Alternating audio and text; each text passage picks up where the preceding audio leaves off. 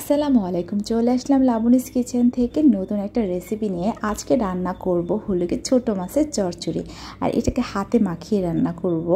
তো আমি কি কি নিয়েছি সেটাই দেখাবো। এখানে টমেটো নিয়েছি, পেঁয়াজ কুচি, মরিচ কুচি, তারপর হলো কি ধনিয়া কুচি, তারপর আলু কয়েকটা ফালি করে নিয়েছি। তারপর এখানে আমি একটু রসুন কুচি দিয়ে নিয়েছি আর রসুন বাটাটাও ইউজ করেছি। তারপর আমি এখানে পরিমাণ মতো ঝাল যে পরিমাণ নিব সেই পরিমাণে মরিচ দিয়ে নিয়েছি, গুঁড়া মরিচ, তারপর হলুদ, তারপর একটু ধনিয়া জিরা অল্প পরিমাণে। তারপর এখানে দিয়েছি আমি সরিষার তেল আর একটু দিয়েছি হলো গিয়ে আপনার সয়াবিন তেল। তারপর সবগুলো মিলিয়ে সরিষার তেলটা আমি একটু বেশি দিয়েছি যেন স্মেলটা ভালো আসে।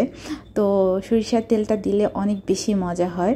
তো তারপরে আমি সবগুলো উপকরণ মিলিয়ে একসাথে আমি এটাকে মেখে নিচ্ছি। এই যে রসুনটা তো ফ্রিজে ছিল তো শক্ত, ওইটাই দিয়ে দিয়েছি। ওইটাকে আমি একটু ভালো করে থেতলিয়ে নিচ্ছি যেন এটার সাথে মিশে যায়। তারপর আমি ভালো করে এটা মাখাচ্ছি। আর যখন এটা আমি মাখাচ্ছিলাম সরিষার তেলের স্মেলটা এত ভালো লাগছিল, মানে খুবই ভালো লাগছিল ঘ্রাণটা, আর সব মশলার ঘ্রাণটা একদম পারফেক্ট হয়েছিল। আপনারা এইভাবে করতে পারেন, এইভাবে করে বসালে মাছটা মজা লাগে। আবার ভাজি করেও খাওয়া যায়। আমার বর এই মাছটা অনেক বেশি পছন্দ করে। এই মাছটা ফেনী থেকে আমার শাশুড়ি একদম কেটে ধুয়ে পরিষ্কার করে আমার বরের কাছে পাঠিয়ে দিয়েছিল। আর দেশের মাছ, টাটকা মাছ তো খেতে কিন্তু বেশ দারুণ হয়েছিল। সব কিছু মিলিয়ে মানে অসাধারণ হয়েছিল। তারপর এই যে আমি এখানে সব মাছগুলো ভালো করে মেখে নিয়েছিলাম। তারপর জাস্ট হালকা হাতের ধোয়া পানিটা একটু দিয়েছিলাম। তারপর এখান থেকে পানি অলরেডি বেরি হয়ে গেছে। এই যে আমি জাস্ট অল্প একটু পানি দিয়েছিলাম, বেশি পানি দেওয়া যাবে না। আর এই মাছগুলো কিন্তু খুন্তি দিয়ে ঘচর মচর করে লাড়া যাবে না একদম, তাহলে ভেঙে যাবে। একদম হালকা আমি জাস্ট আমি নাড়াই দিই নাই। কোনো একটা লুসমি দিয়ে হাঁড়িটাকে একটু ধরে হালকা একটু নাড়ালেই এটা নাড়ানোর মতো হয়ে যাবে। আর যদি এটা খুন্তি দিয়ে নাড়ানো হয় তাহলে মাছগুলো ভেঙে যাবে।